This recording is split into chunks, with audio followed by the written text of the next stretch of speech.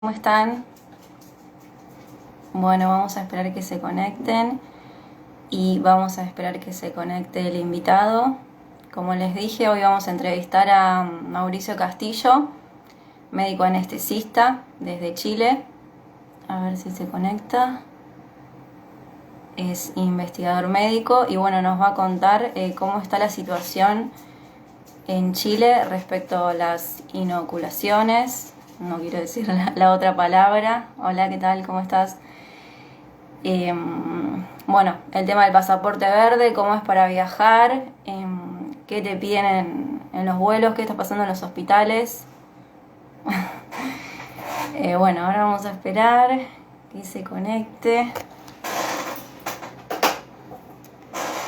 Pero quería hacer la presentación porque esto después queda en mi Instagram. Ahí vi que entró, así que bueno, en unos segundos ya lo tenemos.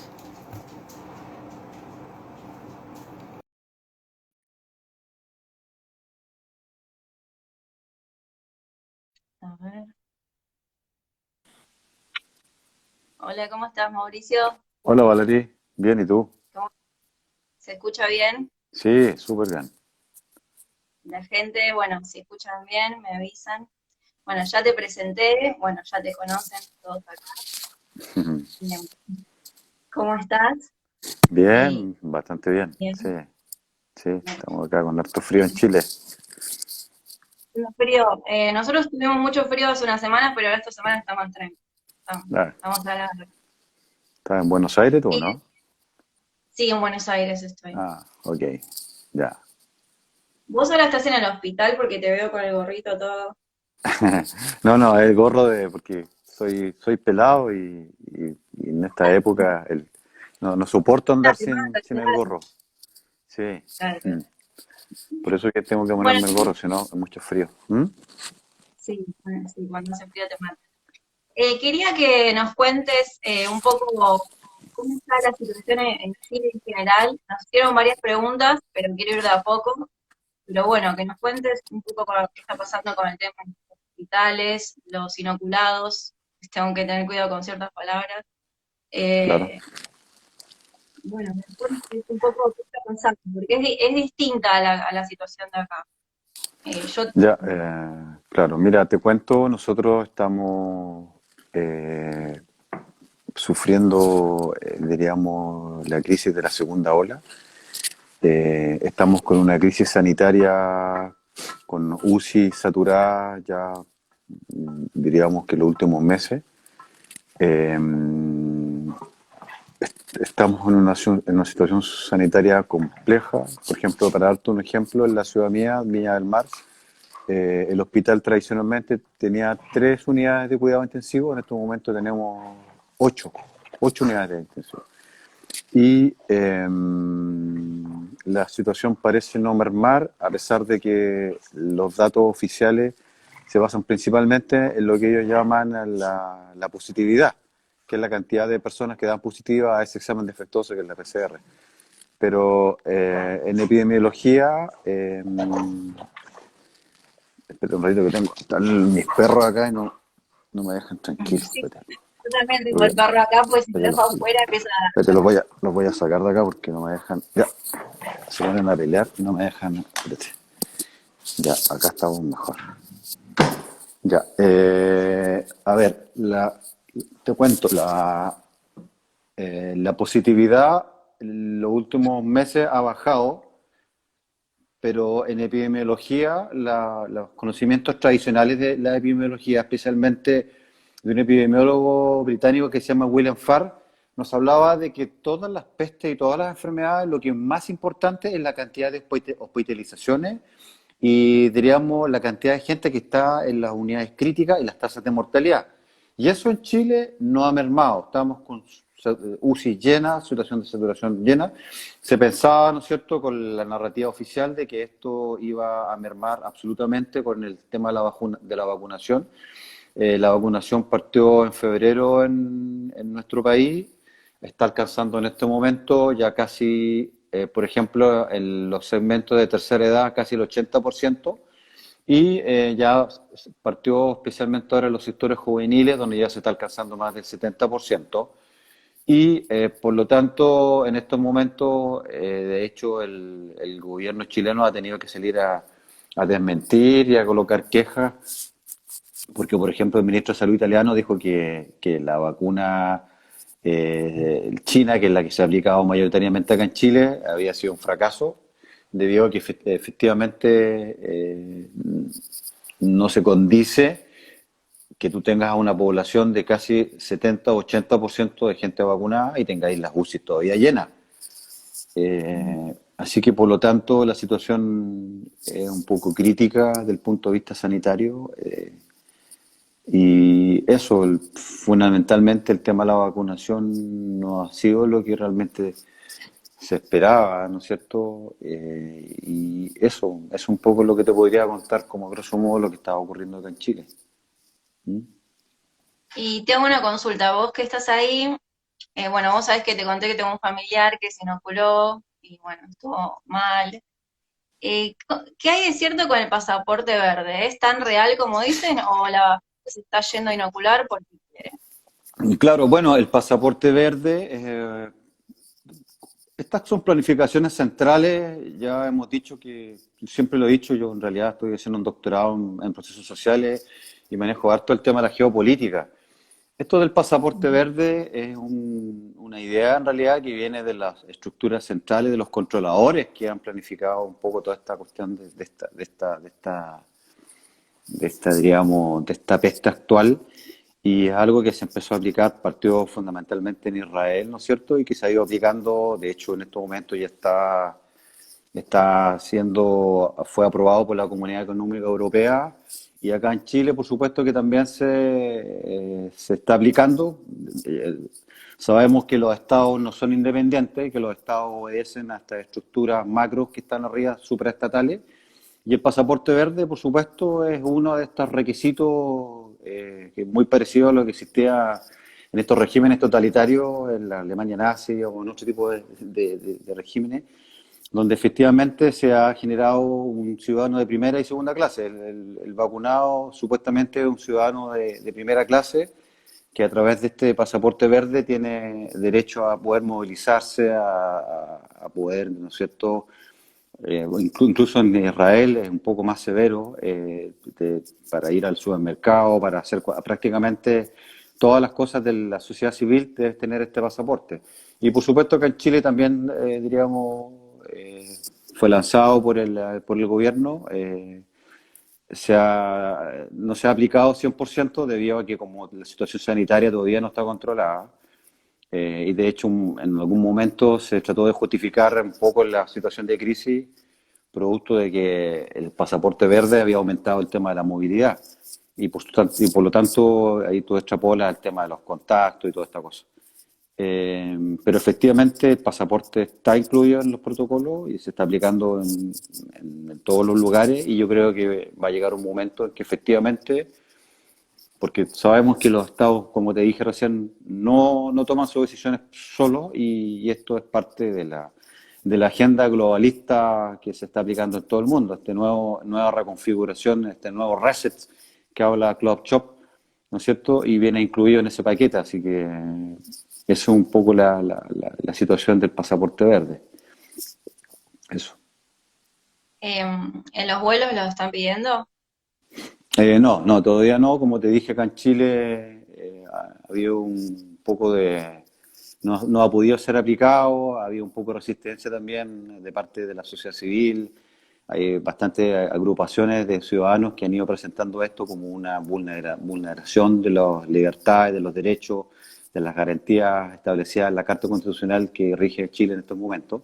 Y eso ha ido frenando un poco la situación, pero me parece que es una cuestión de tiempo. O sea, ya vimos que en estos momentos en Europa ya se está pidiendo como requisito para poder viajar, así que nos parece que esto es cosa de tiempo nomás que se aplique. No se está aplicando, le da en estos momentos algunos beneficios diríamos, a cierto grupo de personas, especialmente la gente de tercera edad que puede circular, puede pasar ciertas, diríamos, restricciones que el resto tiene, pero no se está exigiendo para viajar en estos momentos, pero yo creo que es cosa de tiempo nomás. O sea, es cosa de observar lo que está ocurriendo en Europa para extrapolar lo que se nos viene también acá en América Latina. Mm, sí. Y bueno, te quería hacer algunas preguntas. Muchos me preguntaron eh, sobre la proteína Spike y si los vacunados contagian. Bueno, la proteína Spike sabemos que es una de las proteínas antigénicas que tiene ¿no es cierto?, el virus. Efectivamente, es una de las proteínas que ayuda a anclar el virus a la célula humana y producir la infección. Eh, Se ha cuestionado bueno, en estudios de animales, especialmente en un estudio que se hizo con hámster, se vio que la proteína Spike producía en realidad, era bastante deleteria. Por ejemplo, en este grupo de animales, se vio que producía daño a lo que se llama el endotelio, que es la capa más importante de los vasos sanguíneos, ¿no es cierto? Y produjo fenómenos de daño mitocondriales y además produjo crisis hipertensiva en esos animales con tasas de mortalidad. Entonces, todos estos prototipos de vacuna se basan en la producción de una u otra manera de la proteína Spike, ¿no es cierto? Por supuesto que produce la proteína Spike por sí sola, sin el resto del aparato del virus, para estimular el sistema inmune. Entonces se ha asociado, y fue lo que en realidad fue también visto un poco en los ensayos de animales, especialmente en el SARS y el MERS del 2003, y ha sido también uno de los mecanismos por los cuales nunca las vacunas han funcionado en los coronavirus. Se sabe que la proteína Spike en los diferentes modelos, cuando se aplica la vacuna, aparece ya en el plasma sanguíneo a la hora.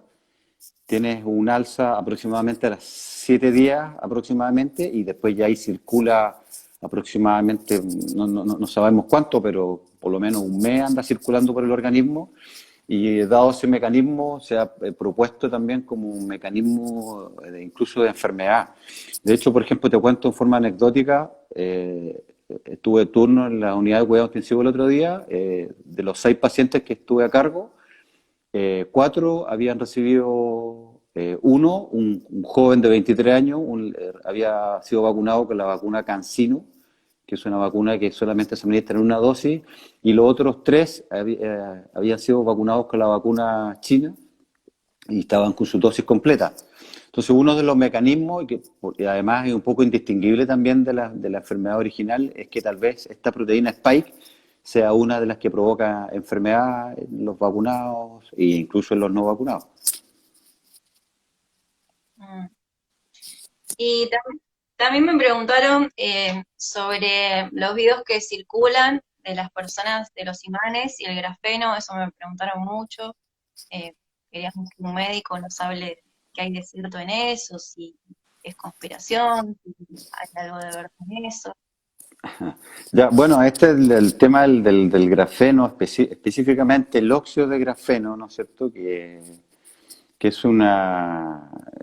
fue, ¿no es cierto?, evidenciado en un trabajo independiente de un profesor de la Universidad de Almería, donde él analiza un vial de la vacuna Pfizer, y hacen con análisis de microscopía, ¿cierto?, de microscopio electrónico, y observa primero una molécula que es una unidad de medida, ¿no es cierto?, bastante pequeñita, que son los nanómetros.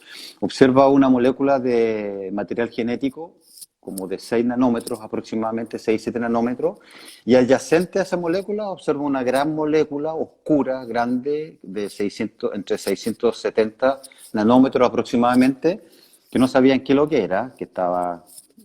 ellos lo analizan con este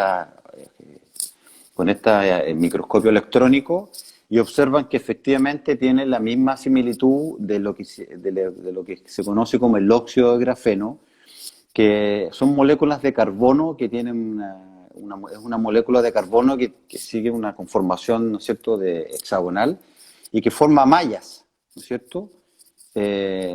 Bueno, y de ahí salió esto que ha producido bastante polémica y que en realidad todavía no ha sido dilucidado, porque efectivamente todavía falta efectivamente que hagan análisis de más vial. Escuchaba el otro día, porque sale en un programa que se llama La Quinta Columna, que parece que ya tienen más viales y están haciendo análisis cualitativo de efectivamente identificar si es o no este óxido de grafeno, porque si efectivamente fuera el óxido de grafeno, estaríamos en una cosa compleja, debido primero a que a ninguna de los productores de las vacunas han declarado que ese producto está como parte estructural del producto. Y segundo, porque el óxido de grafeno en tejido biológico en ciertas cantidades provocado toxicidad celular y está asociado también a otros fenómenos, fenómenos electromagnéticos y bueno, una de las razones que también explican por qué las personas hacen estos fenómenos como electromagnéticos, que se les pegan las cucharas o también tal vez podría ser eso.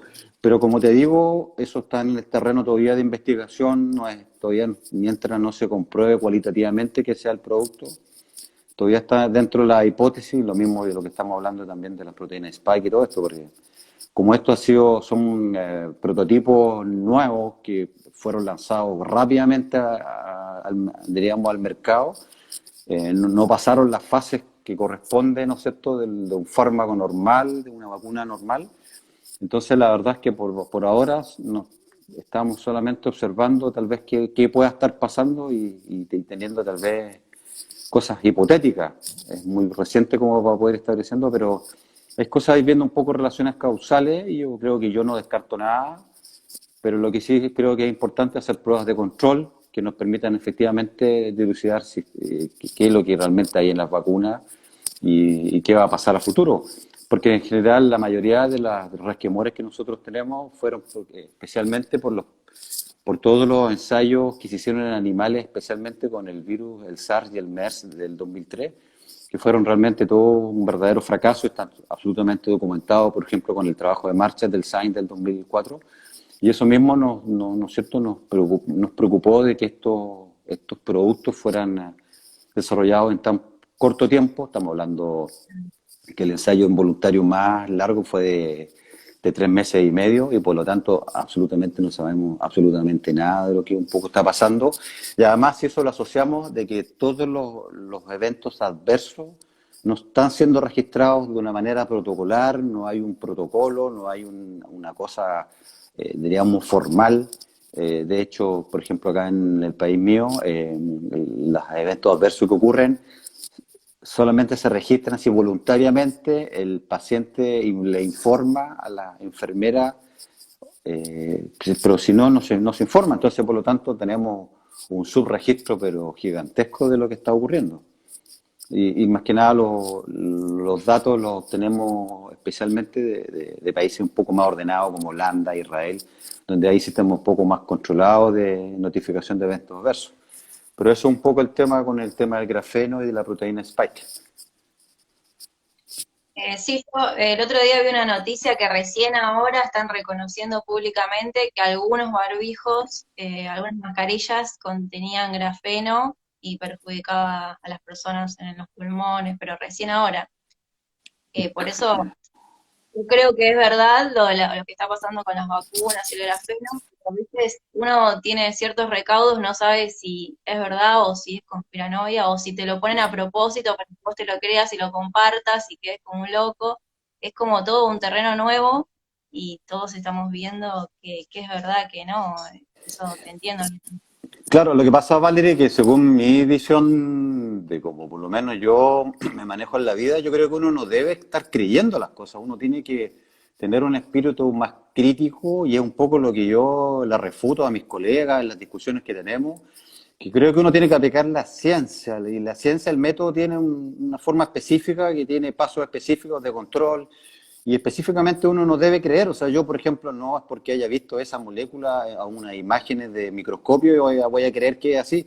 Estoy esperando que efectivamente se haga una prueba de control específica con un estudio donde efectivamente se analicen más viales y efectivamente ver si hay o no el producto.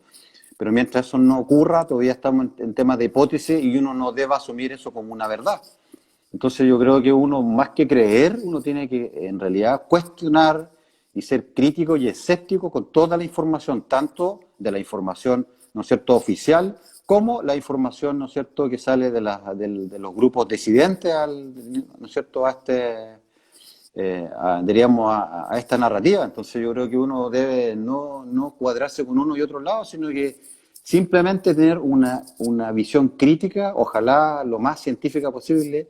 Yo no le pido a la gente que sea científico, pero sí ser escéptico, siempre ser cuidadoso, siempre observar un poco quién te está diciendo las cosas, observar, por ejemplo, cuando se habla yo te cuido, cuando con esa famosa campaña, nosotros entre todos nos cuidamos y tú ves que sin embargo, por ejemplo, el 95% de los enfermos graves que tenemos en la UCI son, diríamos, en la mayoría obesos, ¿no es cierto? Y tú te ves que hay por ejemplo, acá en Chile hay una pandemia de obesidad, una obesidad que le cuesta solamente, en concepto de obesidad, más de 3 millones de muertos anuales en el mundo y asociaciones con la obesidad, que son la otra enfermedad y la hipertensión, la enfermedad coronaria. Estamos hablando de 15 millones de muertos y tú ves que absolutamente no hay ninguna política del Estado ni nadie que diga vamos a parar esto, vamos a parar esta industria alimentaria tóxica que está matando a la gente, que la está enfermando, porque en este momento ser una persona obesa significa ser una persona con una cantidad de problemas médicos, psicológicos, de calidad de vida. O sea, es una cosa terriblemente compleja desde el punto de vista de la salud pública y personal. Pero sin embargo, no hay nadie ataca este tema, ¿no es cierto? Y tú ves yo paso por fuera de los McDonald's y ves que está lleno de automóviles, ¿no es cierto?, esperando poder consumir estos productos tan venenosos. Y de hecho, incluso un día me llamó mucho la atención porque vi una familia, eran cuatro, era la mamá, el papá y los dos niños, todos obesos mórbidos, todos con sus máscaras, con guantes de estos aislantes, que habían comprado sus hamburguesas, sus Coca-Cola, ¿no es cierto? Y ¿no es cierto?, se aplicaban el alcohol para prevenir un supuesto contagio ¿no es cierto?, del COVID, cuando sin embargo, ¿no es cierto?, su condición, ¿no es cierto?, de enfermedad presente y futura era terrible. Entonces, cuando se nos habla de que nos están cuidando, la verdad es que yo desconfío porque no observo eso, no observo políticas públicas fuertes, potentes para, ¿no es cierto?, atacar esta peste, este verdadero flagelo que es la obesidad. Y sin embargo, como te digo, el 95% de los enfermos graves son obesos, asociados con otras cosas, por supuesto, pero sin embargo ahí tú ves que los relatos son mentirosos, son fraudulentos y que no son creíbles. Entonces, más que creer a la gente, yo lo que les pediría es que sean siempre desconfiados y sean críticos y siempre observar de dónde viene la información, quién la produce. Y no creer, o sea, uno no está, estos temas, yo siempre le digo la otra vez cuando discuto con los colegas, cuando me dicen yo no te creo, porque es que no tienes que creerme, tú tienes que cuestionar y tú tienes que investigar. O sea, las conclusiones que tengo yo, ¿no es cierto?, que tengo en mi vida, y por ejemplo con respecto a esto mismo, son conclusiones de lecturas, de investigación, no de querer o no creer. O sea, esto no es religión, esto no es fe. Así que eso un poco sería la forma como yo creo que uno debe abordar las cosas, no en base a creencias. Sí, eso que me decías de los obesos, y justo todo el año del 2020 se favoreció con ese lema de quédate en casa el sedentarismo, que eso perjudica más aún a esa gente y a un montón de gente. Entonces, no fomentar hacer deporte, el aire libre, nada, todo lo opuesto a la salud. Entonces, Claro, desde ahí te tenés que cuestionar. Y bueno, justo que mencionaste a tus colegas, me habían hecho una pregunta respecto a tus colegas, que cómo te sentías vos viendo que tus compañeros médicos acataban todas las órdenes, no se cuestionan lo que está pasando, ¿cómo te sentís vos? ¿Te sentís un poco como una oveja negra o tenés a un grupo que tiene una línea de pensamiento parecida? ¿Cómo te sentís vos? es complejo, ¿ah? La verdad es que ha sido un poco sorprendente para mí. Pensaba que los médicos en general teníamos un poco un espíritu un poco más crítico, más científico, pero en realidad si tú analizas la historia de la medicina, Por ejemplo, si tú analizas la historia de la medicina, está lleno de ejemplos de exactamente lo mismo. Por ejemplo, el descubridor, no me acuerdo el apellido, el descubridor del vector de la fiebre amarilla del mosquito, un cubano, Juan, no me acuerdo el apellido. Él presenta su tesis en la Facultad de Medicina de La Habana, donde en esa época los médicos creían que la fiebre amarilla se transmitía por la ropa y los objetos.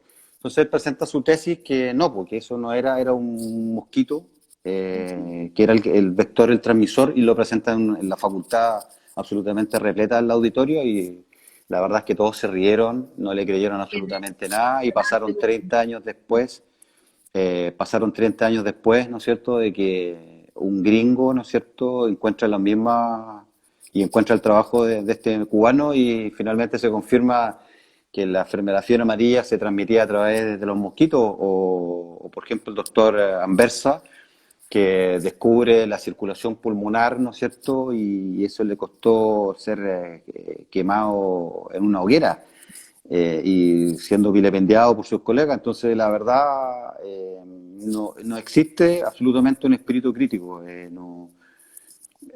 Uno desearía tal vez que te dijeran, estás equivocado, las cuestiones que leí son basura, pero en realidad todo se basa que te terminan tirándote chistes, que tú eres el conspiranoico, pero no son capaces de rebatirte absolutamente nada de las cosas que tú discutes, de las estrategias. Por ejemplo, cuando yo les hablaba de que la estrategia del confinamiento no tenía ninguna base científica. De hecho, eso nació en el año 2007, bajo la administración de George Bush, con Rajem Bekanjá, que genera los protocolos para preparación de una futura pandemia de influenza. Y a través de modelos computacionales desarrollan todos estos protocolos de primera vez en la historia de la humanidad, encerrar a los sanos, con esa famosa cuestión de quédate en casa, el uso de los barbijos, la distancia social, eh, ¿no es cierto?, basado en modelos matemáticos. O sea, nunca eso tuvo un correlato de una verdadera evidencia técnica de tipo uno, tipo 2, como hablamos nosotros en la ciencia, y sin embargo se aplicó masivamente y no hay absolutamente ningún cuestionamiento. Y ahora estamos viendo, y han salido más de 40 trabajos grandes que demuestran efectivamente que las cuarentenas, como hablaba un epidemiólogo de la Universidad de Harvard, son tal vez el fracaso más grande de la salud pública de esta época. Pero si tú tratas de discutir esos temas, el relato de lo que viene de la estructura de arriba es más poderoso que otra cosa. No hay cuestionamiento, el relato es casi como si fueran un grupo de militares que siguen ciertos protocolos y tampoco hay, ¿no es cierto?, idea de poder hacer discusión científica o como uno cree románticamente que debe ser la ciencia. O sea, yo puedo estar absolutamente equivocado y lo puedo reconocer, pero discutámoslo, veámoslo con razonamiento, con lógica, con evidencia. Pero eso no ocurre hoy en día en la sociedad y menos en los médicos y en realidad diría que casi en muy pocos segmentos de la sociedad. Hay una fe, diríamos, ciega, especialmente de los medios de comunicación. Yo veo a mis colegas llegan todos los días a la mañana y lo primero que hacen es prender, ¿no es cierto?, la pseudo noticia y esas son las fuentes de información que utilizan. Entonces, o en el caso de leer algún paper, tampoco hay cuestionamientos de las metodologías y finalmente se asume como eso como una verdad absoluta. Pero yo creo que no solamente los médicos tienen eso, yo creo que es parte un poco de la sociedad, de creer en el fondo, de confiar, diríamos, casi de una manera como de niño, que lo que te están diciendo es verdad y no hay cuestionamiento, no hay espíritu científico crítico de nada. Eso. La ciencia siempre se basó en eso, en que das una postura y después te refutan, y así están los grandes pensadores, que esto que está pasando es terrible, te baja en línea y vas, y por lo que me decís, entonces supongo que tus colegas están inoculados, o sea, la mayoría o casi todos. Claro, sí, están todos. Sí, que hay, como te digo, una fe ciega, hay una fe ciega en la estructura, en la Organización Mundial de la Salud, en las sociedades científicas, la opinión de expertos, sin cuestionarse quién está atrás de esas sociedades científicas, quién financia esas sociedades científicas, qué intereses trae detrás de esto. Entonces, y es algo que tampoco es algo nuevo. Todavía me acuerdo de un estudio grande que hubo de una que se llamaba el Sigris, ¿no es cierto? Era una molécula que se utilizaba para trabajar sepsis grave, pacientes que estaban cursando cuadros infecciosos graves, ¿no es cierto? La molécula valía, no me acuerdo, pero era ponerle $6.000 la dosis. Se hizo un estudio grande, multicéntrico, de más de 6.000 personas en todo el mundo. Y de un momento para otro se dio cuenta que los estudios eran fraudulentos, que estaban mal hechos, y de hecho yo me recuerdo que hasta nos hacían clases en la universidad de eso. Entonces, pero tú en ese momento no cuestionabas nada y asumías como que lo que te estaban enseñando era una verdad. Y eso pasa porque no existe espíritu crítico de las personas, de la gente. Son como ingenuos, creen como que el que te está dando la información es un ente que quiere hacerte el bien. Y tú observas en realidad la sociedad como está, una sociedad que podríamos decir esquizofrénica, una sociedad, ¿no es cierto?, con altas tasas de enfermedad mental, de estrés. O sea, no diríamos que estábamos muy bien, que estamos viviendo bien, estamos en una sociedad que está bastante complejizada. Yo veo a los enfermos, la mayoría están con depresión, imagínate el tema de la obesidad, tal vez un tema recurrente que pueda decir, pero para llegar a tener esa estructura de obesidad y que te alimentes de esa forma, significa que tu estructura mental está un poco alterada, o sea, para estar así, sentirse tan enfermo, Así que yo creo que es una cosa de sociedad, ¿no? Más allá de la medicina. La medicina es una de las ramas nomás de esto. Y te quería preguntar, a ver, no. El tema, me volvieron a preguntar sobre los inoculados, si hay alguna forma de evadir para el trabajo, de evadir la inoculación, o están sentenciados todos los chilenos. Ya en Si Chile. Ya en Chile en estos momentos no es obligatorio vacunarse, como es una vacuna experimental, pero yo creo que en el momento que ya pase. ¿Ah? ¿Se la piden en los trabajos? Claro, la están pidiendo, pero en estos momentos no es legal. No es legal porque es un fármaco que está en fase experimental y mientras ya no pase a una fase superior, todavía no puede ser validado, ¿no es cierto?, por el Instituto de Salud Pública, y por lo tanto, en el fondo ahora todos los chantajes o coerciones son fuera de la ley, entonces no te pueden obligar. Pero como lo he dicho, esto es un plan del proyecto Gavi, que es el proyecto mundial de vacunación, que pretende vacunar, según ellos, a más de 6.000 millones de personas en el mundo. Yo creo que va a incluir en algún momento que estas vacunas sean obligatorias y ya lo conversamos al principio, ya viene con este tema del el pase verde y todas estas cosas que de una u otra manera van a obligar a la gente, ya sea por la razón o la fuerza, a que tengan que colocarse el inóculo. O sea, yo creo que va para allá el camino de este proyecto global. Pero por ahora, en estos momentos, no es legal que te restrinjan No, por eso. para nada, se Claro. aprovechan. Acá me preguntan, ¿qué opinás de entubar a la gente? Diagnostica el virus. Ya, Es, nosotros por lo menos acá en Chile tratamos La intubación es el último recurso ya que tú apelas, porque la intubación, ¿no es cierto?, es un procedimiento invasivo, es un procedimiento artificial, es un procedimiento que te expone a riesgo bastante grande. Por lo tanto, nosotros los protocolos que utilizamos acá tratamos de que sea la última herramienta y tratamos de escalar con otras cosas primero. Tratamos ¿no es cierto?, de antiinflamatorios, corticoides, tratamos de usar unos dispositivos que se llaman cánulas que se colocan en la nariz, que aportan oxígeno. Pero si ya llega un momento que el paciente, pues, tú ves que a pesar de todas esas medidas previas que tú utilizaste, ya no va a poder sostener su respiración y eso le va a significar que se muera, ¿no es cierto? Ahí recurrimos a la intubación. Por lo menos acá en Chile es el último eslabón, ¿no es cierto?, de la cadena. No llegamos y intubamos a una persona inmediatamente. Tratamos siempre de darle una chance de que pueda salir con los otros mecanismos. Siempre los mecanismos anteriores, por supuesto, son menos riesgosos, así que la intubación, pero hay casos efectivamente que si tú tienes un paciente que está con falla respiratoria, que se va a agotar y que si tú no lo intubas en 1 o 2 horas se va a morir, hay que intubarlo. O sea, pero efectivamente tratamos de que sea el último, la última herramienta de utilizar como herramienta terapéutica. Ujú. Y no, mi duda es si cuando te detectan el bicho o cuando te diagnostican, eh, está en el protocolo eso de intubar, y se dice acá que a mucha gente la han intubado y no era necesario, o que no es el protocolo correcto en el caso de que tuvieran el virus.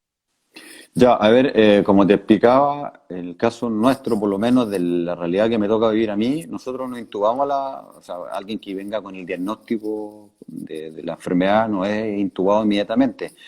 Solamente se intuba cuando ya cumple ciertos criterios que en el fondo hacen que, en el fondo, si tú no lo intubas, el paciente se va a morir. Especialmente los Claro. pacientes cuando ya están en falla respiratoria, cuando ya están con falla respiratoria y su intercambio gaseoso ya es deplorable. Solamente en ese caso nosotros recurrimos a la intubación. No sé qué habrá pasado en otras altitudes, pero por lo menos lo que nosotros hacemos acá en el hospital mío y que creo que es lo que hacemos en realidad, por lo menos porque somos bastante uniformes en las políticas que utilizamos como médico acá, es la última alternativa. No se intuba a un paciente solamente por tener el diagnóstico, solamente el paciente que tiene el diagnóstico y que está en falla respiratoria. O sea, si tú no lo intubas, ese paciente se te va a morir en horas. ¿Y vos crees que hay un poco de factor de miedo, de decir, bueno, sos positivo y la persona con tan en el cuco que le hacen al bicho es como que ya entra en pánico y puede ser que eso la perjudique también?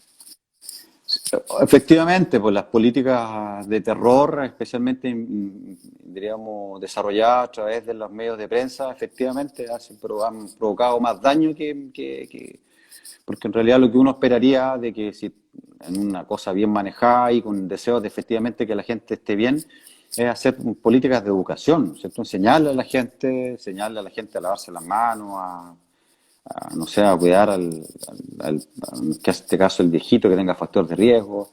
Pero aquí lo que está permanentemente siendo transmitido es factor de miedo, miedo, miedo, miedo, miedo, miedo. Y por supuesto que está absolutamente comprobado que el miedo provoca de una u otra manera estrés y el estrés de una u otra manera provoca fenómenos de inmunodepresión, incluso fenómenos de facilitación de fenómenos inflamatorios. Así que efectivamente estas políticas de tener a la gente aterrada y todo el tiempo mostrando los ataúdes, efectivamente lo único que hacen, yo creo que no hacen ningún tipo de aporte y lo único que provocan en el fondo es tener a la gente absolutamente estresada y por supuesto eso condiciona también que si tú tienes factores de riesgo te puedas enfermar o te puedas enfermar de manera grave con esto. Claro. Eso sería un poco la idea. Y bueno, por último, me preguntan cómo podemos hacer para sobrellevar de la mejor manera todo lo que se viene, el reseteo, la Agenda 2030, desde nuestro lugar, y que nos des tu opinión como médico y como persona, cómo podemos hacer para sobrellevar todo esto. Mira, yo lo que creo que uno tiene que despertar, tiene que despertar. Nos tocó lamentablemente una época compleja. De hecho, escuchaba que ayer en España, el gobierno español, que yo diría que es el laboratorio, ¿no es cierto?, del globalismo y que todo lo que se aplica en España después es extrapolado, especialmente a los países nuestros, a América Latina, se quiere promulgar una ley que se llama una ley de seguridad, especialmente que según ellos recoge todas las experiencias del COVID. Y esa ley lo que pretende para los españoles es, primero, que en caso de estados de emergencia, el Ejecutivo tome todo tipo de determinaciones. Esas determinaciones deben ser acatadas 100% por los ciudadanos, y en el caso de que los ciudadanos no quieran acatar esas decisiones, se les va a aplicar leyes severísimas, incluso ¿no es cierto?, con expropiación de sus bienes materiales. Lo que me hacía acordar a lo que ocurría en la iglesia cuando alguien te acusaba de herejía o que tú eras un brujo y la Santa Inquisición te hacía un proceso, ¿no es cierto?, te quemaban o te mataban y la iglesia se quedaba absolutamente con todos tus bienes. Es exactamente el mismo mecanismo que quieren aplicar en España, sin derecho a indemnización, lo cual, bueno, y lo otro es que además estas decisiones de emergencia, supuestamente basadas en la experiencia del COVID, eh, el Ejecutivo puede tomar esta determinación sin siquiera preguntarle al Congreso.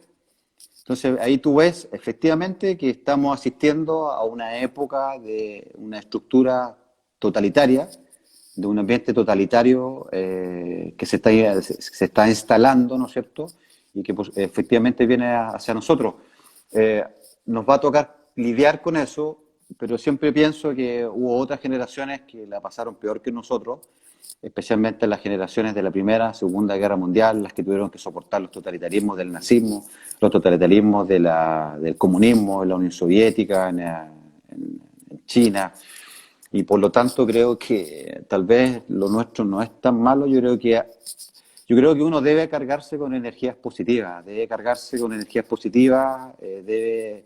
reforzar todo aquello que esta gente nos quiere eliminar, reforzar los afectos, reforzar los cariños contigo mismo, cuidarte, estar tranquilo, aprender a meditar, aprender a comer bien, querer a tu entorno, y eso extrapolarlo con la gente, ser positivo, dejar las cosas negativas. Yo creo que eso es la única forma de resistir a esta época difícil que nos tocó a todos. Si vienen tiempos difíciles, si vienen este experimento transhumanista, ya lo vimos con el proyecto de Neurolix, ¿no es cierto?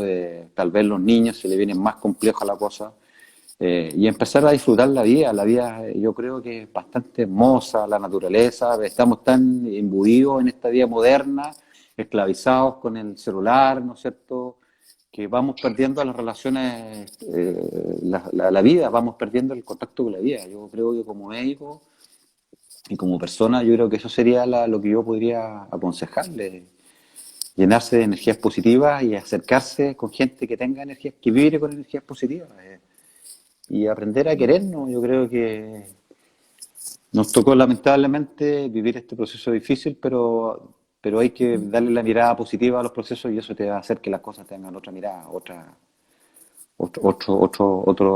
cariz. Así que yo creo que eso uno debe transmitirle, lo transmito yo con mi familia, con mis pacientes, con mi entorno, con mis colegas, y yo creo que eso es bueno, transmitir cosas positivas, energías positivas. Es la única forma de controladores que quieren llenarnos con cosas negativas. Así que yo creo que eso es un poco mi resumen, mi síntesis de lo que podría aportarle. Espectacular, totalmente de acuerdo. Y bueno, ¿hay algo más que nos quisieras decir? ¿Algo que no te pregunté y me querés contar o lo que sea? No, parece que ahí alguien vi que me preguntaba por la invermectina. Sí, la invermectina no se está utilizando como protocolo oficial, en el caso de nosotros, el Ministerio de Salud ni sus redes, y solamente he visto estos protocolos por fuera. Parece que es bastante interesante el tema y otros también, otros medicamentos que en realidad se les ha bajado el perfil, porque efectivamente contradicen el relato único oficial que te quiere transmitir la Big Pharma, que la única solución es el vaccines, la vacina, la vacuna. Pero creo que sí, son fármacos interesantes de bajo costo y que pueden tener efectos positivos. Pero como siempre digo, hay que leer, investigar y observar qué está pasando en los grupos que están aplicando estos productos. Eso. Yo había leído que la ivermectina también puede producir esterilidad, puede ser, eso, hay algo de cierto en eso. Sí, claro, pero pues, si fuera por ese razonamiento tampoco habría que vacunarse, porque acuérdate que uno de los tejidos más ricos, uno de los tejidos más ricos en receptor ACE2, el testículo y también un segmento en los ovarios. Entonces, si uno pensara eso, con la creación de estos anticuerpos neutralizantes, tal vez uno podría pensar que, o sea, si fuera por esa cosa, uno no debería usar absolutamente nada. Pero como te digo, hay que observar, hay que leer los trabajos, cada vez más gente, más médicos están utilizando todos estos fármacos un poco alternativos y como todas las cosas deben ser cuantificados los efectos, hacer estudios serios desde el punto de vista científico y ahí tomar decisiones de si sirve o no sirve. Es un poco mi visión. ¿Mm? Bueno, te agradezco por tu tiempo, sé que estás muy ocupado a full y la verdad que aprecio que te hayas tomado un ratito para charlar y Vale, contarnos vale. esto. Vale, pues Muchas vale. gracias por todo. Listo. Gracias a ti Muchos para darme la oportunidad de éxitos. conversar esto. Dale. Vale. Chao. Excelente. Chao.